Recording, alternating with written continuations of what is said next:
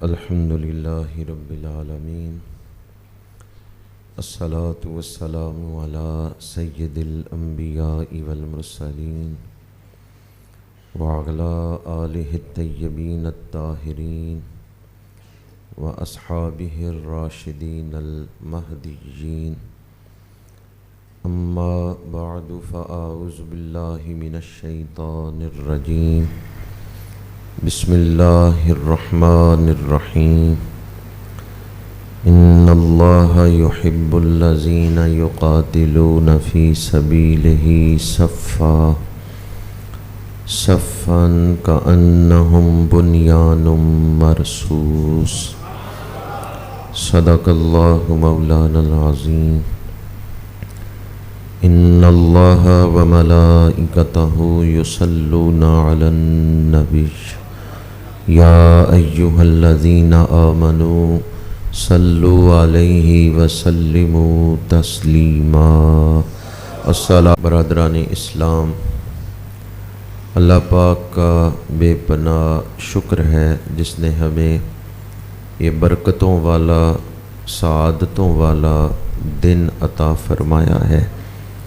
جمعۃ المبارک کا دن سید الایام ہے، دعاؤں کی قبولیت کا دن ہے اور کثرت سے درود پاک پڑھنے کا دن ہے۔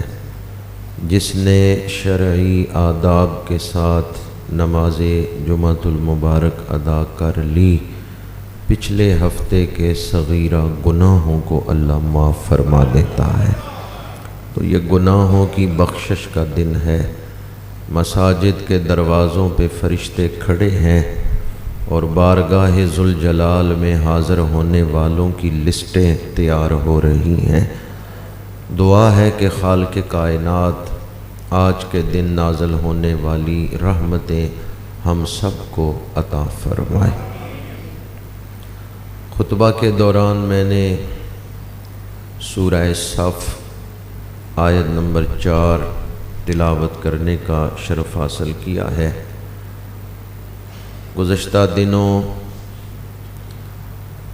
پاکستان اور انڈیا کے درمیان جو معرکہ پیش آیا، اس میں پاکستانی افواج نے آپریشن کا جو نام رکھا وہ اس آیت سے ہی لیا گیا تھا، اور وہ آپ کو یاد ہو گیا ہوگا، بنیان مرصوص، سیسا پلائی ہوئی دیوار۔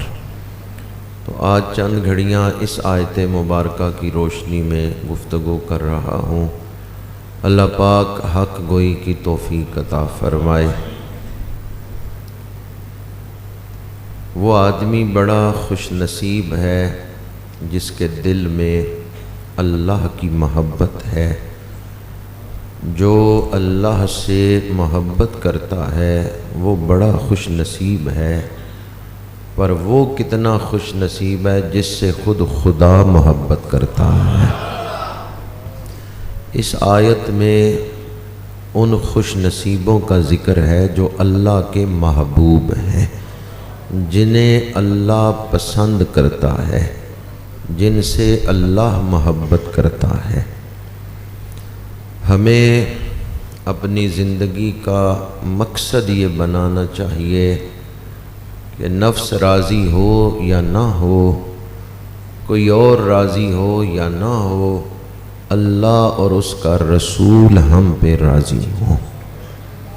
اللہ کی رضا اللہ کے رسول کی رضا سے ہی ملتی ہے۔ جو حضور کی اتباع کرتے ہیں اللہ انہیں اپنا محبوب بنا لیتا ہے۔ قل ان کنتم تحبون اللہ فاتبعونی یحببکم اللہ۔ تو اللہ کی محبوبیت حاصل کرنے کا ایک طریقہ، وظیفہ جو قرآن نے بتایا ہے وہ اتباع نبوی ہے۔ تو میرے آقا کریم صلی اللہ علیہ وآلہ وسلم کی سیرت پاک کے مطالعہ سے یہ بات ظاہر ہوتی ہے کہ حضور کی سیرت پاک کے جو مختلف گوشے ہیں ان میں ایک گوشہ اعلاء کلمت الحق کے لیے جہاد کرنا بھی ہے۔ حضور بدر میں تشریف لائے تو سید المجاہدین بن کے تشریف لائے ہیں، احد میں تشریف لائے تو سید المجاہدین بن کے تشریف لائے ہیں۔ اس لیے جو اللہ کے راستے میں جہاد کر رہا ہے وہ حضور کی اتباع کر رہا ہے۔ اس آیت مبارکہ میں ان خوش نصیبوں کا ذکر ہے جو حضور کی اتباع میں اللہ کے راستے میں جہاد کرتے ہیں۔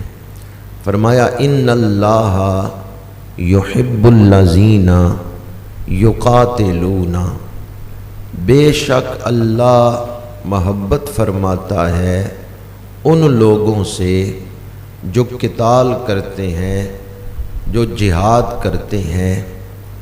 تو کیا صرف جہاد کرنے سے ہی، قتال کرنے سے ہی وہ اللہ کے محبوب بن گئے؟ آگے فرمایا فی سبیل ہی، ان کا جہاد کسی اور غرض کے لیے نہیں ہوتا بلکہ ان کا جہاد اللہ کے راستے میں ہوتا ہے۔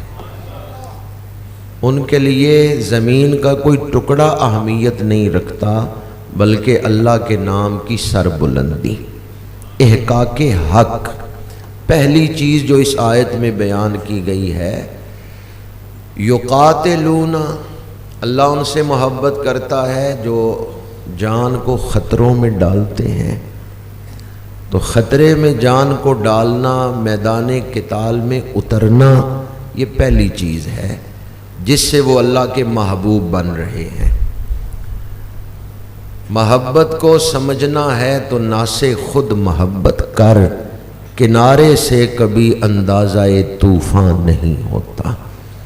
تو جو بندہ کنارے پہ بیٹھا ہے اسے کیا پتا کہ سمندر میں گہرائی کتنی ہے یا بھنور میں کیسے بھنور سے نکلتے ہیں۔ یقاتلون کا لفظ ہمیں یہ پیغام دے رہا ہے اللہ ان لوگوں سے محبت کرتا ہے جو اپنے آپ کو خطرات میں ڈالتے ہیں۔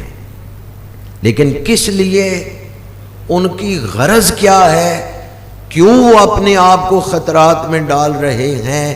فی سبیل ہی، ان کا جہاد، ان کی یہ کوشش اللہ کے دین کی سربلندی کے لیے ہے، حق کو واضح کرنے کے لیے ہے، حق کو بچانے کے لیے ہے، اسلامی ملک کے دفاع کے لیے ہے۔ فی سبیل ہی، تو پہلی چیز جو ان کے قتال کو اللہ کی بارگاہ میں پسندیدہ بناتی ہے، کیا وہ مجاہد اس لیے لڑ رہے ہیں کہ ہمیں شہرت مل جائے، لوگ ہماری تعریف کریں؟ احد میں 70 صحابہ شہید ہوئے، آپ ان میں سے کتنوں کے نام جانتے ہیں؟ آپ چند ایک کے نام جانتے ہیں، ان 70 کے نام تو نہیں جانتے۔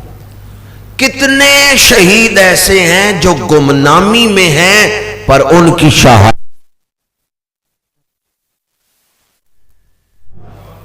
عظمت کس کو ملی ہے؟ اسلام کو۔ انہوں نے اپنے آپ کو لٹایا ہے تو اللہ کے سچے۔ پہلی چیز جو اللہ کا محبوب ان مجاہدوں کو بناتی ہے وہ یہ ہے فی سبیل ہی، ان کی ساری کوشش اللہ کی رضا۔ دوسری چیز صفا، وہ یوں ہی خود ہی منہ اٹھا کے دوڑ نہیں پڑے بلکہ ایک نظم و ضبط کے تحت انہوں نے جہاد شروع کیا ہے۔ صفا کا معنی تو آپ سب جانتے ہیں، صف میں ہی بیٹھے ہوئے ہیں کہ صف بنا کے لڑتے ہیں۔ تو اس دور میں چونکہ میدان جنگ میں صفیں بنائی جاتی تھیں، تو آج بھی اگر کہیں صف بنا کر جنگ ہو تو پھر یہ شرط بھی پوری کی جائے گی کہ صف بنائی جائے۔ لیکن آج کل چونکہ فضائیہ بھی ہے اور نیوی بھی ہے، اس لیے مفسرین نے لکھا صفا سے مراد ہے کہ ان کا جو جہاد ہے وہ ڈسپلن کے تحت، نظم و ضبط کے تحت ہوتا ہے۔ اصول اور ضابطے کے تحت ہوتا ہے، یوں ہی بے انتظامی یا اپنے طور پہ ہی سارے اپنی سوجھ بوجھ کے مطابق ہی دوڑ نہیں پڑتے، بلکہ ایک کمان کے تحت، ایک امیر کے تحت۔ جب ایسے آثار اور حالات پیدا ہو جائیں کہ اسلامی ملک پہ جہاد کرنا فرض ہو جائے، تو پھر بھی ہر جماعت اپنے طور پہ جہاد نہیں شروع کرے گی، بلکہ سربراہ مملکت کی رہنمائی میں جہاد کرے گی۔ اگر اپنے طور پہ اپنی ترجیحات طے کر کے جہاد شروع کر دیا جائے تو اس سے ممکن ہے فائدے کے بجائے نقصان ہو۔ تو جہاد کا جو مقصد ہے وہ حاصل کرنے کے لیے یہ جو صفا کا لفظ آیا ہے وہ بتا رہا ہے کہ جہاد ایک امیر کی کمان میں ہوگا، اس کی امارت میں ہوگا، جب سربراہ مملکت حکم دے گا، اور جو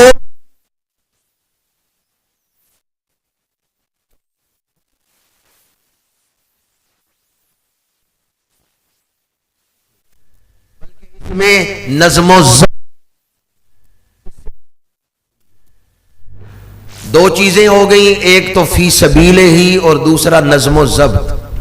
اب تیسری چیز جو کہ ہمارے ہاں آج کل ہر دوسرا شخص اسی کا ذکر کر رہا ہے، کأنہم بنیان مرصوص، وہ اللہ کے راستے میں جہاد کرتے ہیں، قتال کرتے ہیں صف بنا کر، گویا کہ وہ سیسا پلائی ہوئی دیوار ہے۔ کأنہم، گویا کہ وہ، گویا کہ تو قرآن نے بنیان مرصوص کسی آپریشن یا جنگ کا نام نہیں رکھا، بلکہ قرآن نے جو بنیان مرصوص کہا ہے وہ ان سپاہیوں کو کہا ہے۔ کن کو کہا ہے؟ مجاہدین جو جہاد کر رہے تھے وہ بنیان مرصوص ہیں۔ بات سمجھ آ گئی آپ بھی جانتے ہیں بدر کی جنگ، احد کی جنگ، خندق کی جنگ، کوئی جنگ آپ نے سنی ہے بنیان مرصوص؟ تو یہ بنیان مرصوص جو قرآن میں آیا ہے، یہ آپریشن کا نام، یہ جنگ کا نام، علماء سے پوچھیں یہ حال بن رہا ہے یقاتلونا میں، جو ہم ضمیر فاعل ہے اس کا یہ حال ہے۔ یقاتلونا ترکیب نحوی میں یقاتلونا کے اندر ہم ضمیر فاعل ہے، اس کا پہلا حال ہے صفا، اور دوسرا حال ہے کأنہم بنیان مرصوص، اور یہ فاعل اپنے حالین سے مل کر اللہ زینہ کا صلہ بنتا ہے، اور صلہ موصولہ جو ہے وہ ان اللہ یحب الذین یحبو کا مفعول بنتا ہے۔ یہ ترکیب اگر میں آپ کے سامنے ساری انا سے شروع کروں تو مشکل ہوگی عام آدمی کے لیے، صرف اس میں سے جو نقطہ آپ کے سامنے عرض کرنا چاہتا ہوں وہ یہی ہے کہ یقاتلونا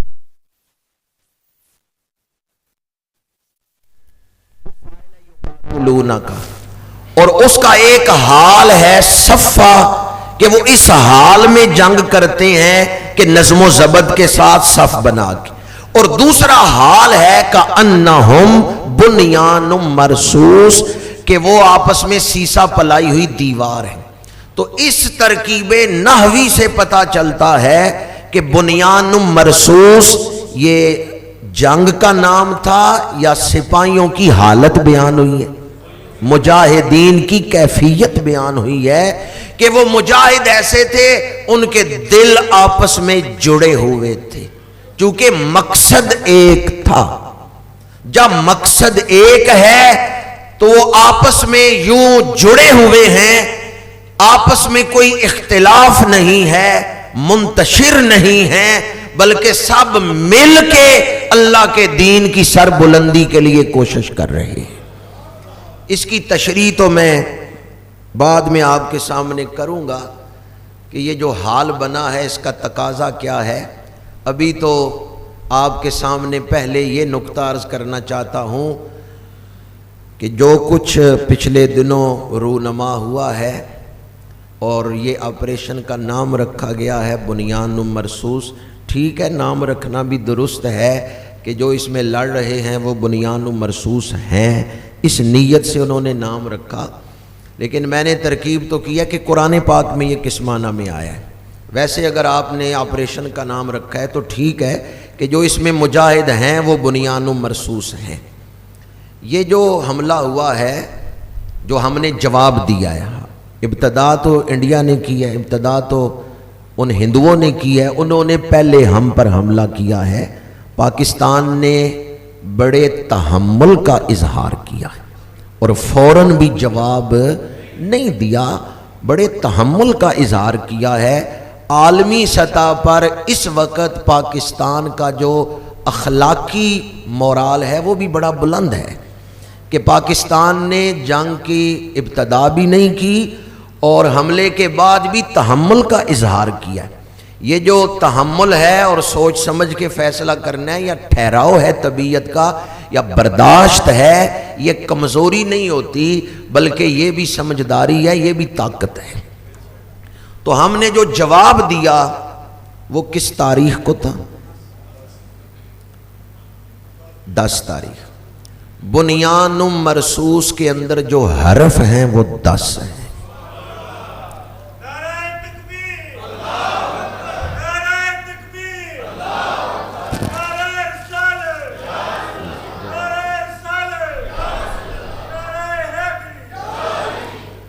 بنیان مرصوص کے اندر حرف 10 ہیں، اور 10 تاریخ تھی تو مہینہ کون سا تھا؟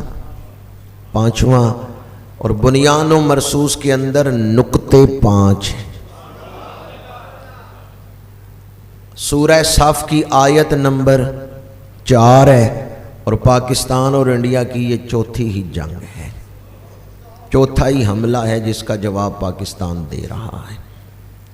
تو آپ کیا سمجھتے ہیں کہ یہ جو کچھ سامنے سٹیج پہ ہو رہا ہے یہی اصل ہے، یا پیچھے کوئی رجال غیب بھی ہیں جن کی توجہ شامل حال ہے؟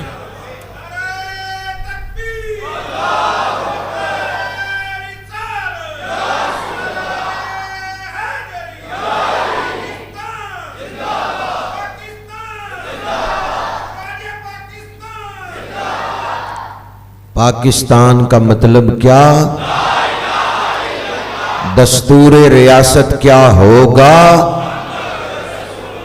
اولیاء کا ہے فیضان۔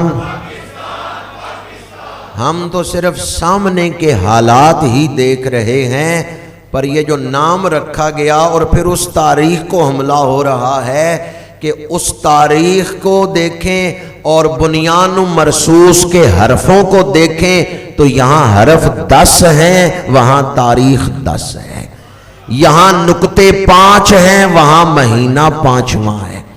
بنیان کے جو حرف ہیں وہ بھی 5، مرصوص کے حرف بھی 5، 5 کو 5 سے ضرب دیں تو 25 بنتا ہے، اور سن 2025 ہے۔ سورہ صف کی آیت نمبر 4 ہے، اور پاکستان اور انڈیا کا یہ جو 2001 65 میں ہوا، 1 71 میں، اور تیسرا 2019 میں، اور چوتھا حملہ یہ جو اب انہوں نے کیا ہے یہ 2025 میں کیا ہے۔ تو یہ کتنی ترتیبیں ملتی ہیں، اشارات ملتے ہیں، یہ نام رکھنے میں جو اشارات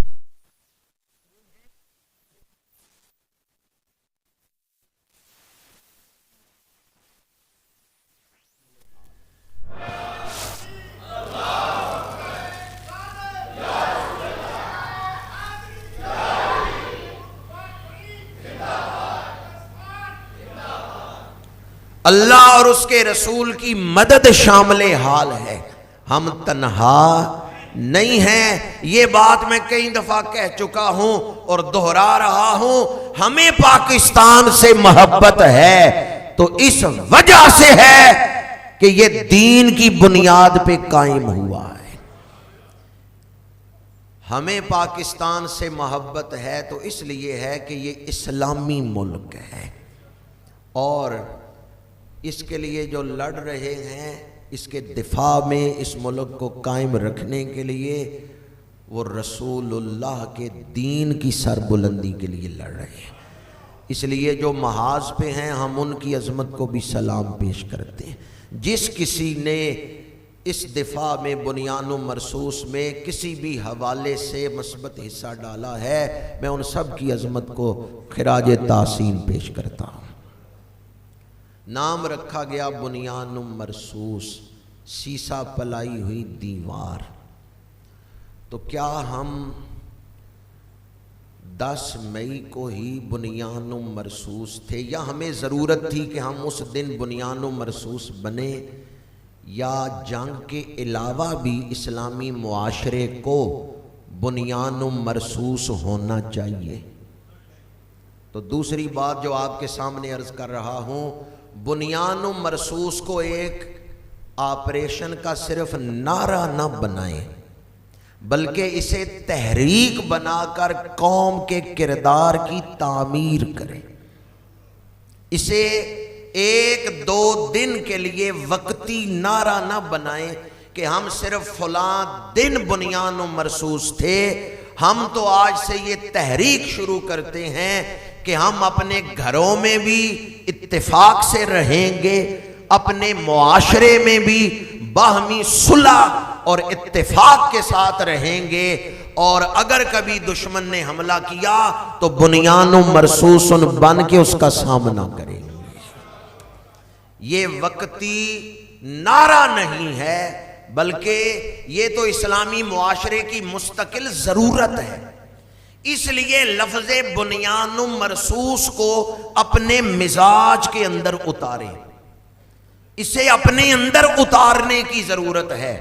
نعرہ لگانا آسان ہے، اپنے اندر اتارنا مشکل ہے۔ صرف نعرہ نہیں لگانا کہ ہم نے بنیان و مرصوص میں کامیابی حاصل کی ہے، بلکہ بنیان و مرصوص کے اندر جو پیغام ہے اس پیغام کو اپنے مزاج کے اندر اتارنا ہے، اپنی طبیعت کے اندر اتارنا ہے، کہ ہم نے اپنے مزاج کو اس میں ڈھالنا ہے۔ اور وہ کیا ہے؟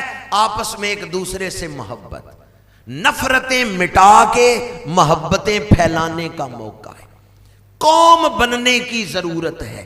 سیسا پلائی ہوئی دیواروں سے کہتے ہیں جس میں کوئی بھی رخنا نہیں ہوتا۔ ایسی مضبوط دیوار ایک اینٹ نہیں الگ کی جا سکتی، وہ پوری دیوار یوں جڑی ہوئی ہوتی، اس کو گرانا مشکل ہوتا ہے۔ تو جب ہم یوں آپس میں ایک دوسرے کے ساتھ جڑے ہوئے ہوں، دل جڑے ہوئے ہوں ایک مقصد پر کہ دوسرے کی عزت کو میں اپنی عزت سمجھوں، اور کسی دوسرے کو یوں مخاطب کروں کہ اس کی عزت اور وقار کا خیال رکھتے ہوئے، جب ہم دوسرے کو اپنی ہی مضبوطی سمجھیں گے کہ میں دوسرے کو بے عزت کر کے خود اپنی توہین کر رہا ہوں اور دوسرے کی عزت کر رہا ہوں، بڑے کی عزت کر رہا ہوں، تو گویا اپنی ہی عزت کر رہا ہوں، پھر ہم بنیان و مرصوص بنیں گے۔ پہلے میں نے آیت آپ کے سامنے پڑھی جس میں حالت جنگ کا ذکر ہے کہ وہاں مومن بنیان و مرصوص ہیں۔ اب آپ کو بخاری شریف کی وہ حدیث سنا رہا ہوں جس میں پورے مسلم معاشرے کا ذکر ہے، اور ایمان کے ساتھ جوڑ کے اللہ کے رسول نے اس کو بیان کیا ہے۔ حدیث نمبر 481 ہے بخاری شریف کی۔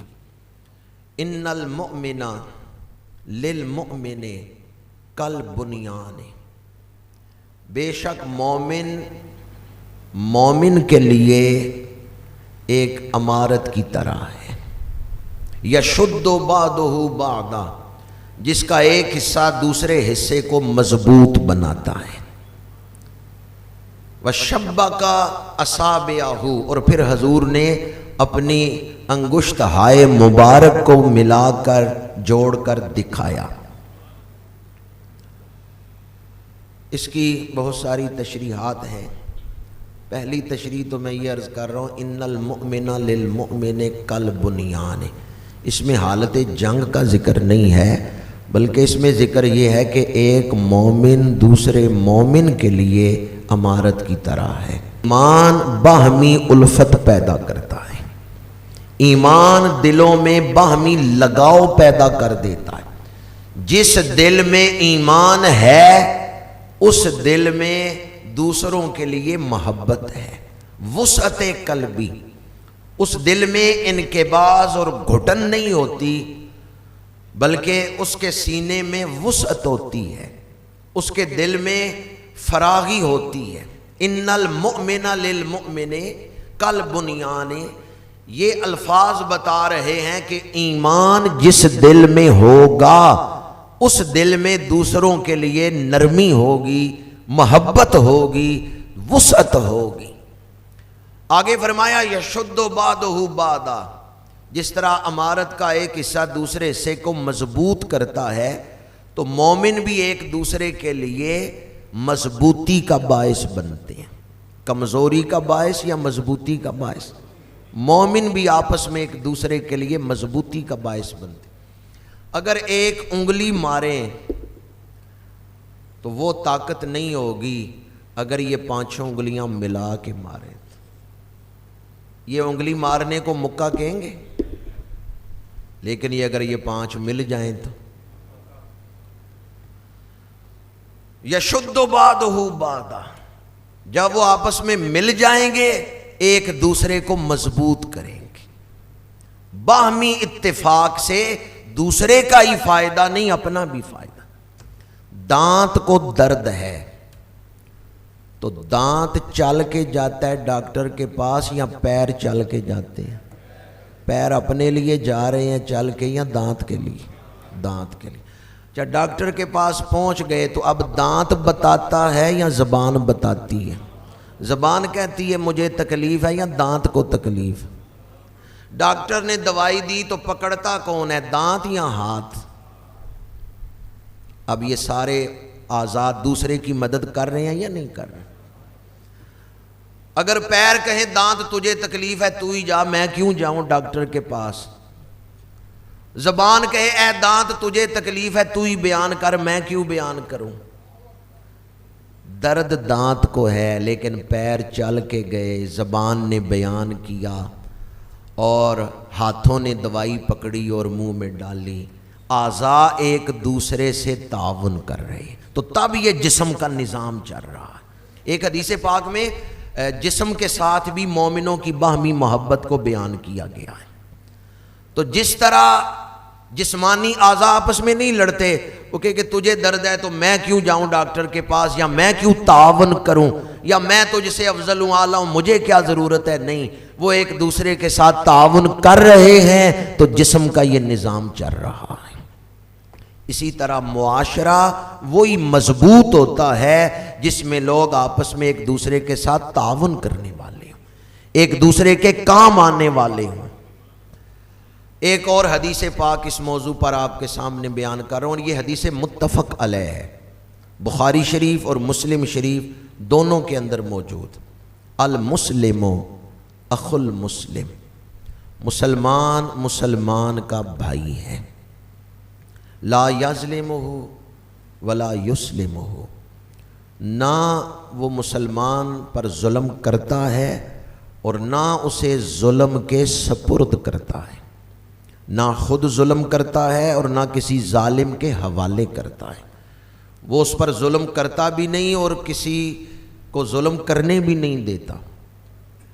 آگے فرمایا ومن کان فی حاجت اخیہ کان اللہ فی حاجتہ، جو اپنے بھائی کی حاجت پوری کرنے میں، اس کی مدد کرنے میں مصروف ہو، اللہ اس کی مدد کرتا ہے. جو مشکل وقت میں اپنے بھائی کی مدد کرے، اللہ اس مدد کرنے والے کی مدد کرتا ہے. ومن فرج قربۃ عن مسلم فرج اللہ عنہ قربۃ من قربات یوم القیامت. فرمایا جس نے اپنے بھائی سے کوئی تکلیف دور کی تو اللہ تکلیف دور کرنے والے کو قیامت کے دن اجر دے گا کہ آخرت کی تکلیفیں اس سے دور فرما دے گا. اگر دنیا میں کسی بھائی کی تکلیف دور کرنے سے ہماری آخرت کی تکلیفیں دور ہو جائیں تو پھر مشکل وقت میں بھائی کی مدد کرنا یہ کتنے نفع کا سودا ہے۔ آگے فرمایا وَمَنْ سَتَرَ مُسْلِمًا سَتَرَهُ اللَّهُ يَوْمَ الْقِيَامَةِ، جس نے کسی مسلمان کی پردہ پوشی کی، اس کے عیب کو ڈھانپا، قیامت کے دن اللہ عیب ڈھانپنے والے کے عیبوں کو چھپائے گا۔ وَمَنْ سَتَرَ مُسْلِمًا سَتَرَهُ اللَّهُ يَوْمَ الْقِيَامَةِ، جس نے کسی مسلمان کے عیب ڈھانپے اللہ قیامت کے دن اس کی پردہ پوشی فرمائے گا۔ تو یہ حدیث پاک بھی بتا رہی ہے کہ مسلمان کس کردار کا مالک ہوتا ہے۔ ہمیں بنیان مرصوص کو ایک دن تک ہی محدود نہیں رکھنا، بلکہ حضور کی ان تعلیمات کو اپنا کر اپنے معاشرے کو بنیان مرصوص بنانا ہے، اپنے معاشرے کو اس یکجہتی میں لانا ہے کہ جب ہمارا مقصد حیات ایک ہے تو پھر ہمارا اور ہمارے جو اصول ہیں زندگی گزارنے کے لیے، جو تعلیمات ہیں قرآن پاک کی، احادیث مبارکہ کی، وہ ایک ہیں، تو پھر ہمیں بھی آپس میں ایک ہونا چاہیے، باہمی اتحاد اور اتفاق ہونا چاہیے، معاشرہ آپس میں یوں ہو کہ وہ سیسا پلائی ہوئی دیوار ہو۔ اور اس کے لیے ہمیں لفظ بنیان و مرصوص کو اپنے اندر اتارنے، اپنے مزاج کا حصہ بنانے کی ضرورت ہے۔ اب ہم اس کو کس طرح معاشرے میں لا سکتے ہیں کہ معاشرہ بنیان و مرصوص بن جائے؟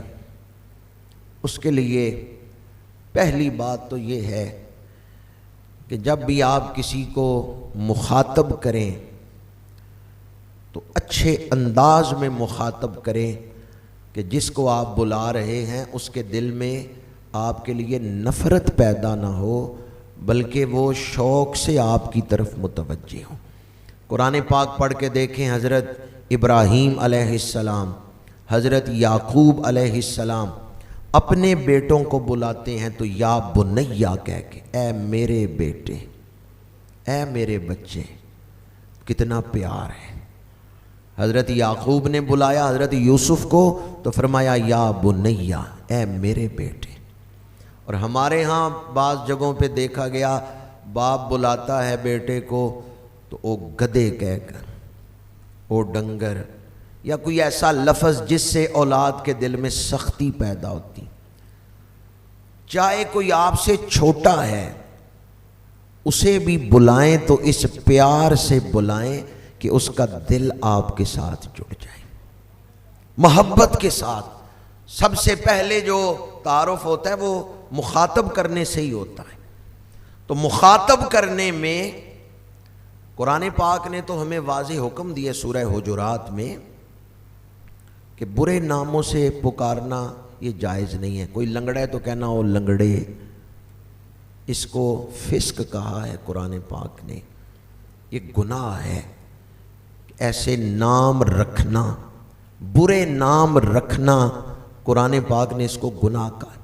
اور کئی لوگ برے ناموں سے دوسروں کو بلاتے ہیں۔ کسی کو بلائیں تو سونے نام کے ساتھ، خوبصورت نام کے ساتھ۔ دوسرا پہلو کہ اگر کوئی دل دکھائے اور آپ کے دل میں اس سے نفرت پیدا ہو جائے تو اس سے معاشرہ ٹوٹتا ہے یا گھر بھی ٹوٹتے ہیں۔ تو یہاں قرآن پاک کی ہمیں تعلیم یہ ہے کہ معاف کرو، یہ پرہیزگاری کے زیادہ قریب ہے۔ وَأَن تَعْفُوا أَقْرَبُ لِلتَّقْوَىٰ، معاف کرنا یہ پرہیزگاری کے زیادہ قریب ہے۔ جہاں تک معاف کرنا ممکن ہو وہاں انسان کو چاہیے کہ درگزر ہی کرے، معاف ہی کرے۔ بعض لوگ چھوٹی چھوٹی باتوں کو اتنا اہم لے لیتے ہیں اور اس قدر ان پہ زور دیتے ہیں کہ وہ چھوٹی چھوٹی باتیں گھروں کے ٹوٹنے کا اور معاشرے کے ٹوٹنے کا باعث بن جاتی. تو معاف کرنا یہ قرآن پاک کا حکم ہے کہ معاف کرنا پرہیزگاری کے زیادہ قریب. آپ چاہتے ہیں کہ آپ کو معاف کیا جائے، اللہ کی بارگاہ سے معافی ملے، تو آپ بھی دوسروں کو معاف کریں. مجھے بعض دوست یہ کہتے ہیں کہ ہم ذکر کرنے بیٹھتے ہیں لیکن یکسوئی نہیں بنتی، ذکر جاری نہیں ہوتا دل میں. تو میں ان سے کہتا ہوں دوسروں کو معاف کر کے ذکر کرنے بیٹھا کرو، چونکہ آپ کے دل میں وہ کڑن ہے. جب آپ نے کسی کو معاف نہیں کیا تو دل کڑتا ہے کہ اس نے میرے ساتھ یہ زیادتی کی ہے، میں نے اس سے یہ بدلہ لینا ہے، انتقام لینا ہے. جب دل میں کڑن ہوگی تو دل ذکر کے لیے کھلتا نہیں. دل کو صاف کریں، دل سے یہ بغض، یہ کینہ، یہ نفرت نکال دیں.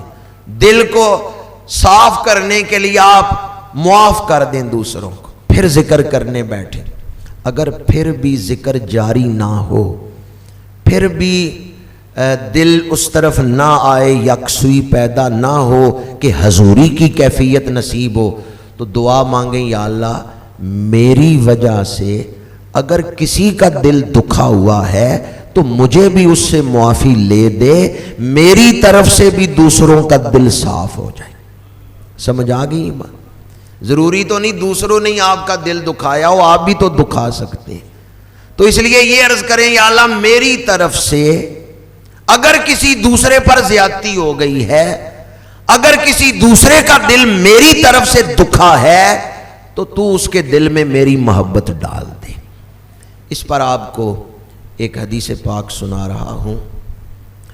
مغرب سے عشاء تک میرے آقا کریم صلی اللہ علیہ وآلہ وسلم مسجد نبوی میں تشریف فرما رہے اور آپ نے صدقے کے فضائل بیان کیے، اللہ کے راستے میں مال خرچ کرنے کے فضائل. عشاء کی نماز پڑھا کے حضور اپنے حجرے میں تشریف لے گئے، صحابہ اپنے گھروں میں. ایک مسکین صحابی ہیں، گھر جا کے سوچتے ہیں میرے پاس مال تو کوئی نہیں کہ میں اللہ کے راستے میں خرچ کروں. وہ کتنے خوش نصیب لوگ ہیں جو دنیاوی مال رکھتے ہیں، وہ اللہ کے راستے میں صدقہ کرتے ہیں، پھر اجر و ثواب کے مستحق بنتے ہیں. میں تو دنیا کی دولت ہی نہیں رکھتا، میں تو غریب آدمی ہوں. پھر دل میں کیا صدقہ کروں، میرے پاس تو مال ہی کوئی نہیں. پھر دل میں خیال آیا، نہاں خانہ دل سے آواز آئی، آج تک جس کسی نے تیرا دل دکھایا ہے تو اسے معاف کر دے. وہ معاف کر کے سو گئے. یا اللہ آج تک جس کسی نے میرا دل دکھایا تیری رضا کے لیے میں اسے معاف کرتا ہوں. دوسرے دن فجر کی نماز حضور کے پیچھے ادا کی. چند دوستوں نے سبحان اللہ کہا ہے. وہ کتنے خوش نصیب تھے، عشاء بھی حضور کے ساتھ، فجر بھی حضور کے ساتھ. عشاء بھی حضور کے پیچھے پڑھ کے آئے ہیں، فجر بھی حضور کے پیچھے ادا کی. قرآن پاک اللہ کا کلام ہے، رسول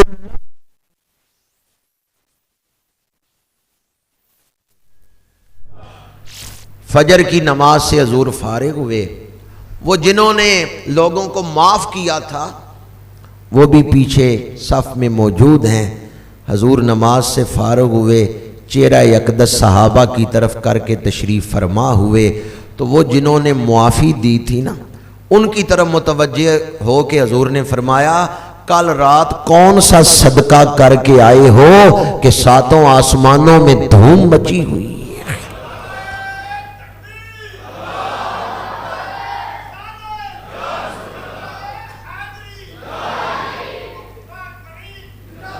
اب آپ مجھے بتائیں وہ جو ساتوں آسمانوں میں دھوم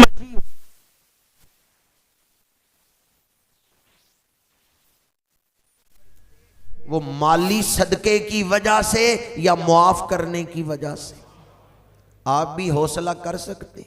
اللہ کی رضا کے لیے معاف کر، اللہ کی رضا کے لیے معاشرہ تب بنیان و مرصوص بنے گا، گھر تب بنیان و مرصوص بنیں گے جب آپ دل سے بات نکالتے اللہ کی رضا کے لیے معاف کر دیں۔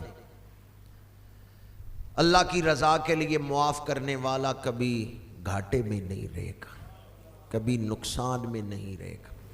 بعض اوقات بندہ یہ سوچتا ہے کہ میں نے بدلہ نہ لیا تو میرا یہ نقصان ہوگا، میں نے بدلہ لیا تو میرا یہ فائدہ ہوگا۔ ہم نتیجے سوچنے کے پابند نہیں ہیں، ہم تو حکم کے پابند ہیں کہ حکم کیا ہے۔ بہت سارے لوگ اس وجہ سے عمل سے دور ہو جاتے ہیں، وہ اپنے ذہن سے اعمال کے نتیجے سوچتے ہیں۔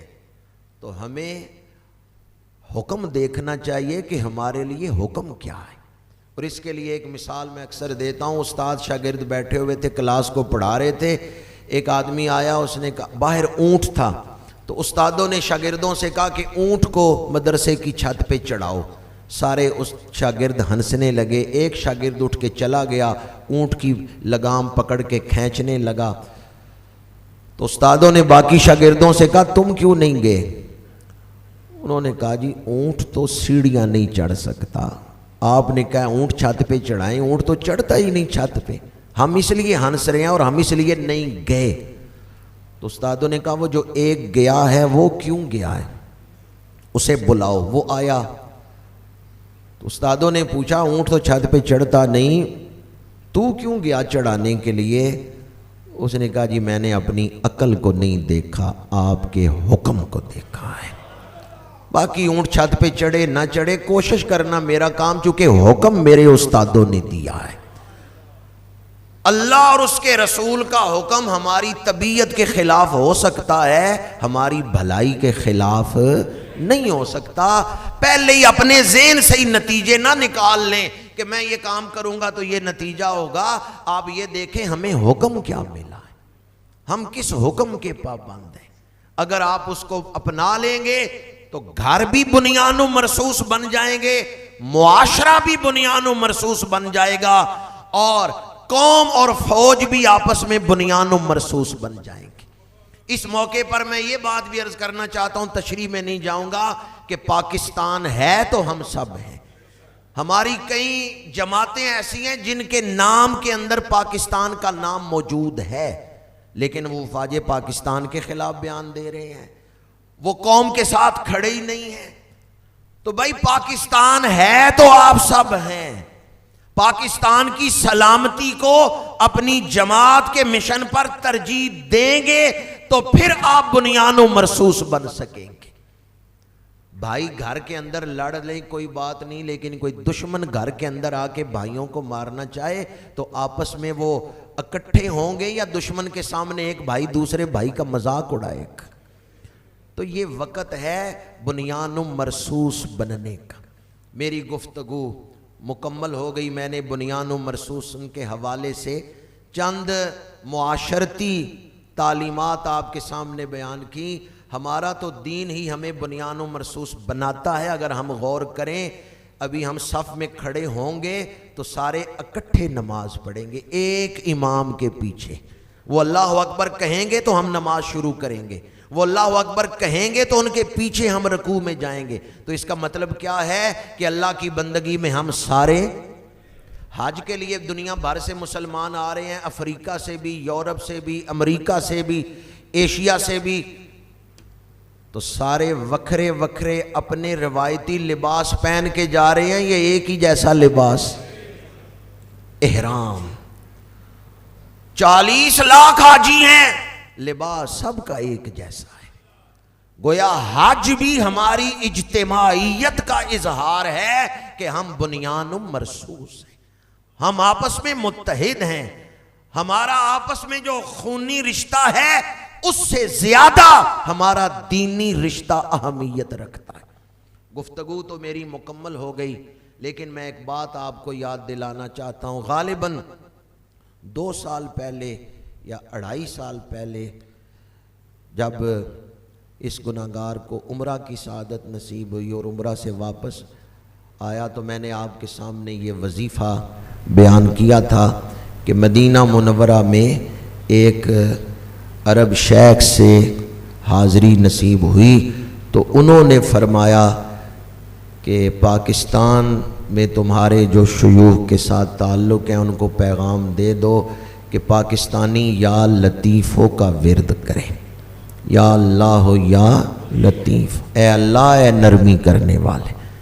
اور ان بزرگوں نے فرمایا تھا کہ پاکستان کے آنے والے دن مشکل دن ہیں، پریشانی والے دن ہیں، اس لیے انہوں نے رسول اللہ کی طرف سے یہ پیغام سنایا کہ اہل پاکستان سے کہو کہ یا اللہ یا لطیفوں کا ورد کثرت سے کریں۔ اور ہم نے یہاں چند دن جمعۃ المبارک کے موقع پر وہ ورد بھی کیا تھا۔ تو آج پھر آپ کی خدمت میں عرض کروں گا، ابھی ہم حالت جنگ میں ہیں، ابھی ہم اس سے باہر نہیں نکلے۔ میں نے وہ جو اس وقت معروضی حالات ہیں ان کو موضوع نہیں بنایا اور ان پر کوئی تبصرہ بھی نہیں کیا کہ آپ لوگ مجھ سے بہتر وہ حالات جانتے ہیں کہ اس وقت کیا صورتحال ہے۔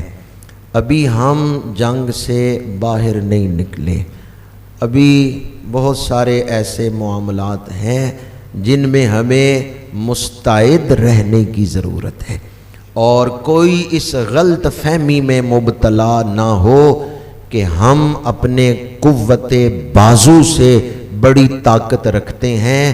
یہ جو کچھ دنیا میں اس وقت پاکستان کی عزت بنی ہے یہ محض اللہ کے فضل سے ہے اور رسول اللہ کی نگاہ عنایت سے ہے۔